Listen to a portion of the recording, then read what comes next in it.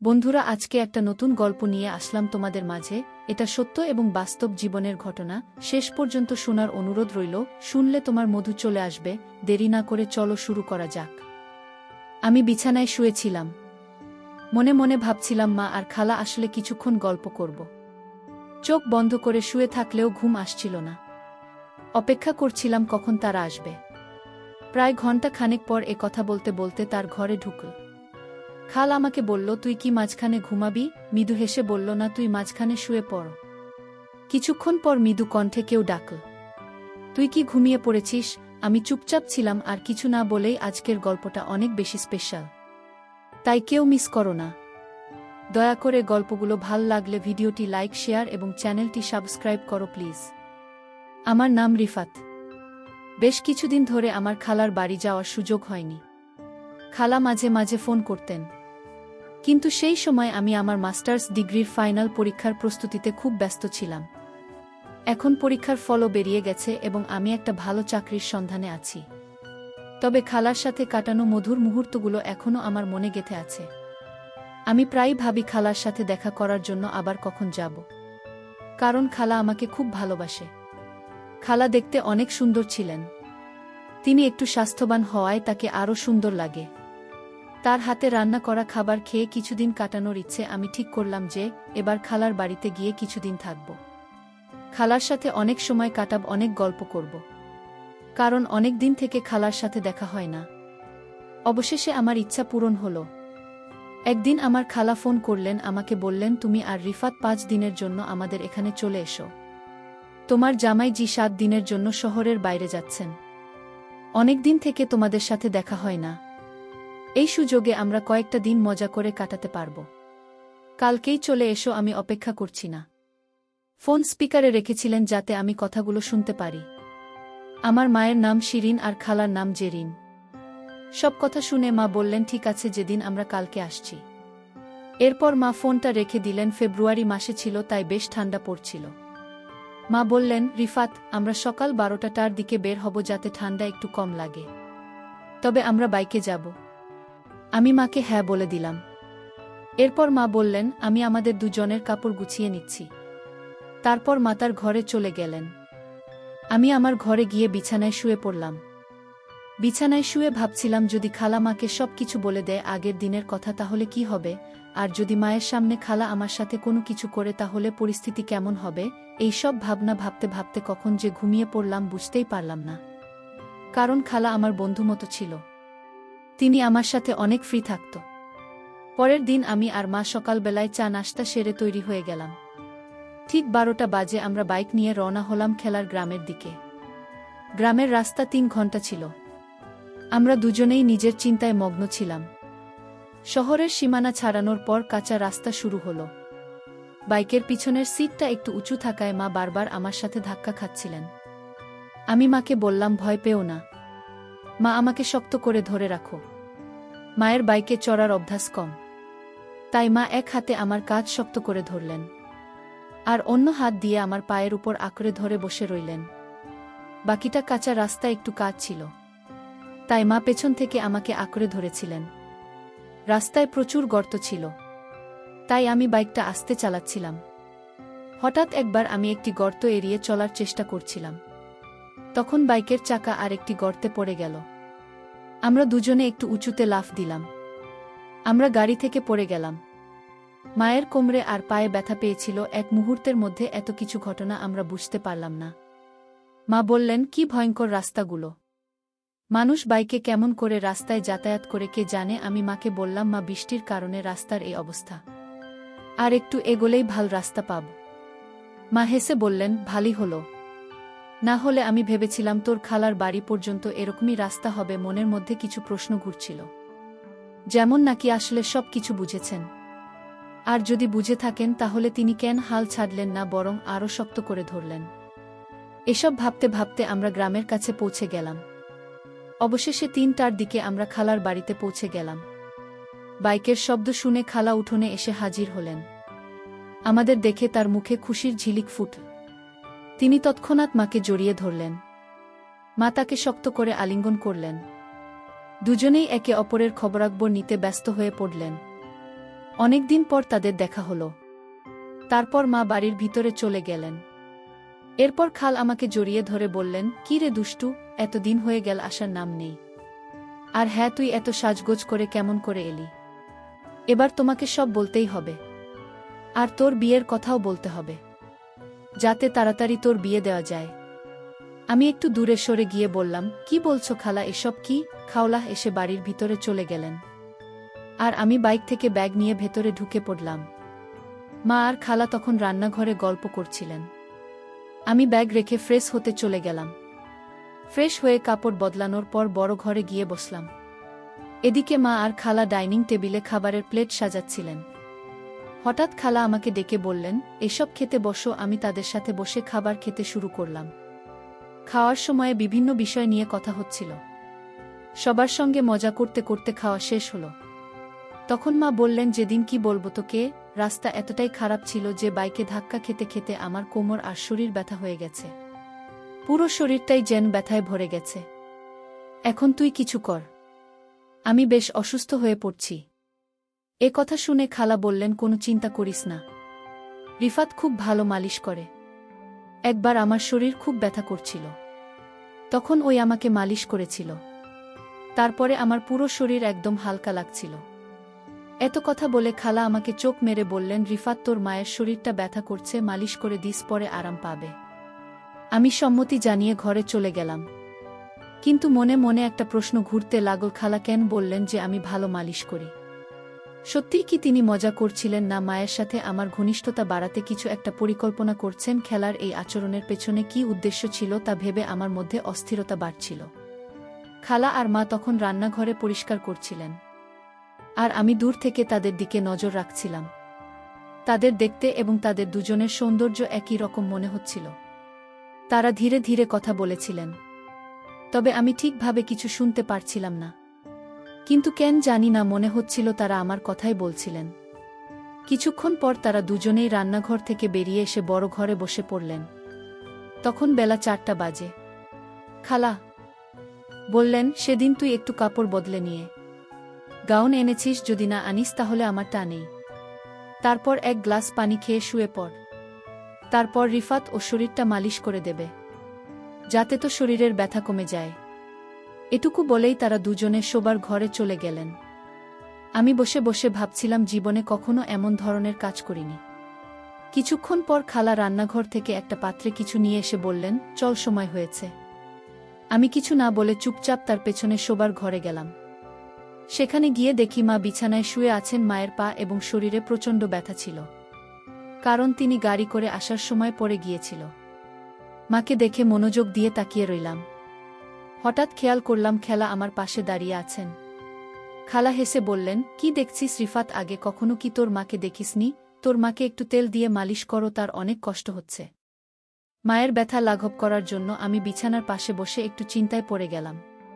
তখন খালা ছোট্ট একটা পাত্রে তেল এনে আমার হাতে দিলেন এবং বললেন, শুরু করো, পা থেকে শুরু করো। আমি আস্তে আস্তে মায়ের পায়ে তেল লাগাতে শুরু করলাম। খালা পাশে বসে মনোযোগ দিয়ে আমার কাজ দেখছিলেন। যদি আমি প্রথমে একটু সংকোচ বোধ করছিলাম, তবুও ধীরে ধীরে কাজটা চালিয়ে গেলাম, কারণ মাকে সুস্থ করতে হবে। আমার মনের ভেতর শুধু একটাই চিন্তা ছিল, মাকে সুস্থ করতে হবে। মা মুখটা একটু ঘুরিয়ে নিলেন। এরপর খালা একটু দূরে শুয়ে আমাকে জিজ্ঞেস করলেন, কেমন লাগছে সেদিন? মা বললেন, এখন কিছুটা ভালো লাগছে। যেদিন তুই থাকলে আজ একটু ভিন্ন কিছু করলাম। তুই অনেক কিছু জানিস। খালা তখন মায়ের মাথায় হালকা চাপ দিয়ে বললেন, এত বাচ্চার সব কথা বলছিস কেন? রিফাত তো পাশে রয়েছে, সে কিভাবে? মা একটু লজ্জা পেয়ে হাসলেন এবং বললেন, আরে যেদিন আর কথা বাস না হলে পুরো ব্যাপারটা নাটকের মতো হয়ে যাবে। এরপর মা আমাকে বললেন, রিফাত বেশ আরাম হচ্ছে, তাই আর বেশি মালিশ করা লাগবে না। শরীরটা এখন বেশ ভাল লাগছে, মনে হচ্ছে ব্যথা কিছুটা কমে গেছে। তারপরেও আমি আর কিছুক্ষণ মালিশ করে দিলাম। প্রায় আধ ঘন্টা পরে মা শান্ত গলায় বললেন, এবার যথেষ্ট হয়েছে রিফাত, অনেক স্বস্তি লাগছে। আমি উঠে দাঁড়ালাম। তখন মায়ের পাশে দাঁড়িয়েছিলাম। মা হঠাৎ পাশ ফিরে শুয়ে পড়লেন। তখন খালা এসে বললেন, আরে শিরিন, এখনও তো অর্ধেক মালিশ বাকি আছে। মা একটু লজ্জা পেয়ে বললেন, থাক, যে রিফাতের সামনে এটা করতে একটু অস্বস্তি লাগছে। মালিশ শেষ হওয়ার পর মা বেশ ভালো বোধ করতে লাগলেন। আমরা সবাই বাইরে এসে একটু বিশ্রাম নিলাম। এরপর খাল আমাকে ডেকে বললেন, রিফাত অনেক দিন হয়ে গেল, চোর ভিতরে যায়। আমি রাজি হয়ে ভেতরে গেলাম। যেখানে আমরা সবাই মিলে খেতে বসলাম, খাওয়ার সময় খালা আমাকে জিজ্ঞেস করলেন, তাহলে রিফাত, মায়ের মালিশ করে কেমন লাগল? আমি হেসে বললাম, প্রথমে একটু অস্বস্তি হচ্ছিল, কিন্তু তোমার কথায় সাহস করে করলাম। খালা হেসে বললেন, দেখেছ মা এখন অনেকটা ভালো আছে। আমি বললাম, হ্যাঁ, এটা তোমার কারণেই সম্ভব হয়েছে। খালা হেসে বললেন, তাহলে পরের বারও আরও ভালোভাবে মালিশ করে দিস, যাতে তার ব্যথা দ্রুত সেরে যায়।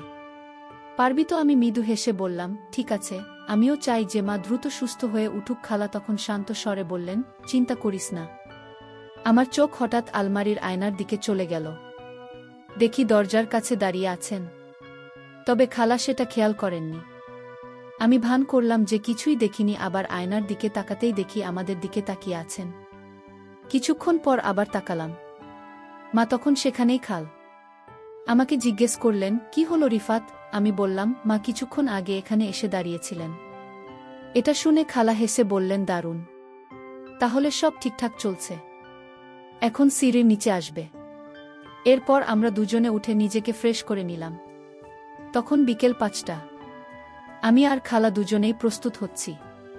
আমি বললাম, খালা, আমি একটু বাইরে ঘুরে আসি। খালা বললেন, ঠিক আছে, কিন্তু তার আগে চা বানিয়ে দিই, তারপর যাস। আমরা ঘরে ফিরলাম। তখন দেখি মা ফ্রেশ হয়ে বসে আছেন। খাল আমাকে বললেন, শিরিন বসু, আমি চা বানিয়ে আমি তোমার ভালো লাগবে। এখন আবহাওয়া বেশ ঠান্ডা। মা হেসে বললেন, হ্যাঁ জেরিন, চা বানাও। একটু গরম চা এখন ভালোই হবে। তবে তোমার কি ঠান্ডা লাগে না? মায়ের গলায় একটু মজার সুর ছিল। খালা বুঝে গেলেন না কেন এমন বলছেন, তবে তিনি হাসি দিয়ে উত্তর দিলেন, আরে শিরিন, আমাদের তো ঠান্ডায় অভ্যেস হয়ে গেছে। তোর শহরে কি আর এমন ঠান্ডা হয়? ঠিক আছে, আমি চা বানিয়ে আনি। তারপর খালা রান্নাঘরে গিয়ে চা বানিয়ে আনলেন। আর আমরা তিনজনে একসঙ্গে বসে চা খেলাম। চা খাওয়ার পর আমি বললাম, মা, আমি একটু বাইরে ঘুরতে যাচ্ছি। মা বললেন, হ্যাঁ যা, একটু ঘুরে আয়, তোর ও হয়তো গরম লাগছে। তবে বেশি দেরি করিস না, তাড়াতাড়ি ফিরে আয়। আমি মাথা নেড়ে বাইরে বেরিয়ে গেলাম। হাতে হাতে নদীর ধারে চলে গেলাম। মনটা একদম শান্ত হয়ে গেল। একটা সুন্দর, শান্তিপূর্ণ প্রাকৃতিক পরিবেশে বসেছিলাম। ঠান্ডা বাতাস আমার শরীরে লাগছিল। আর আমি নানা বিষয়ে চিন্তা করছিলাম। কিছুদিন আগের ঘটনাগুলো ভাবছিলাম। খালা আর আমি যা কিছু কথা শেয়ার করেছি হয়তো বা কিছু জানে, কিন্তু মা কিছু বলেনি। সবকিছু জেনে স্বাভাবিকভাবেই চলছিল। মাথায় একের পর এক প্রশ্ন ঘুরছিল, মা কি সত্যিই কিছু টের পেয়েছে, নাকি সব কিছু ঠিক আছে?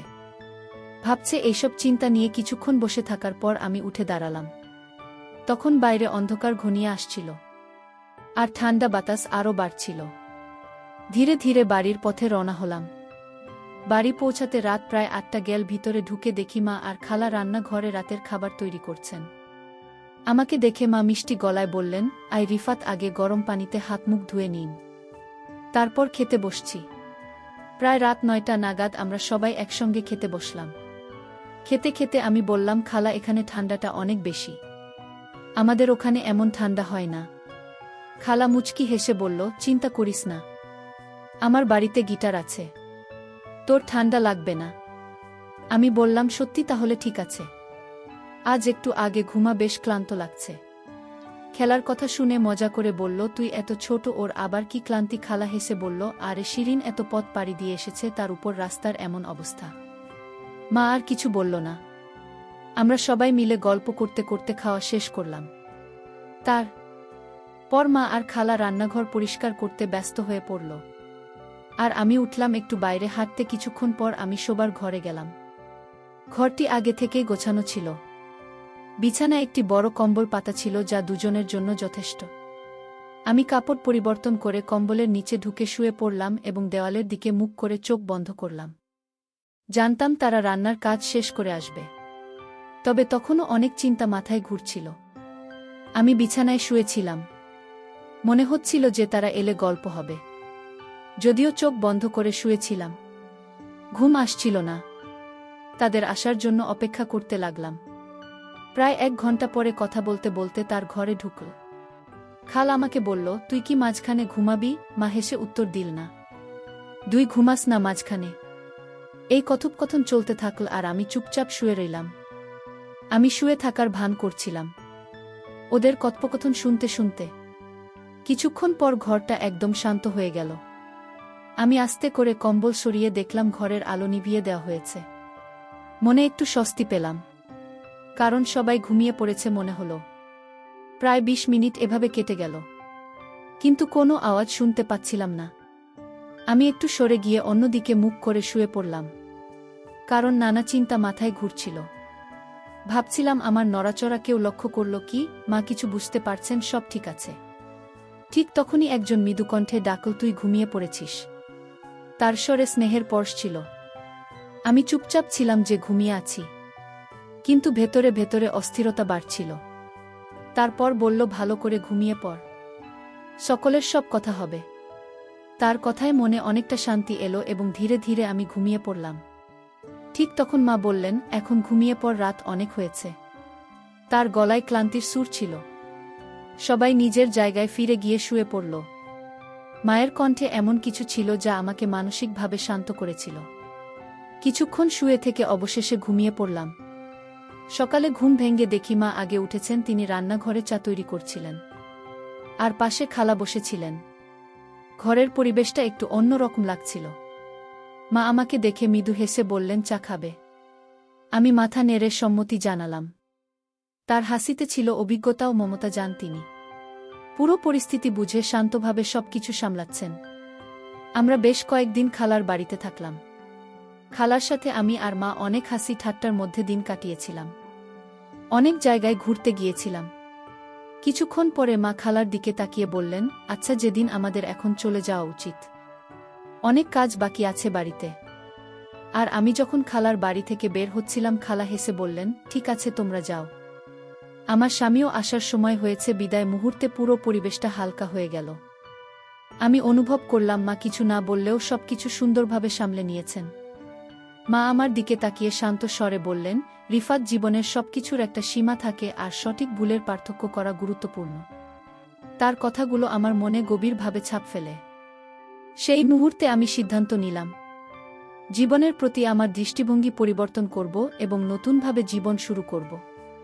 মায়ের ধৈর্যশীল ও শান্ত আচরণ আমাকে এমন এক শিক্ষা দিল যা অন্যভাবে উপলব্ধি করা সম্ভব ছিল না। খালার বাড়ি থেকে বিদায় নিয়ে আমি মনে মনে প্রতিজ্ঞা করলাম যে আমার চিন্তা ভাবনা ও কাজকে সঠিক পথে পরিচালিত করব। মায়ের স্নেহ, তার মনের গভীরতা এবং তার বলিষ্ঠ চিন্তাশক্তি আমাকে জীবনের নতুন দিশা দেখিয়েছে।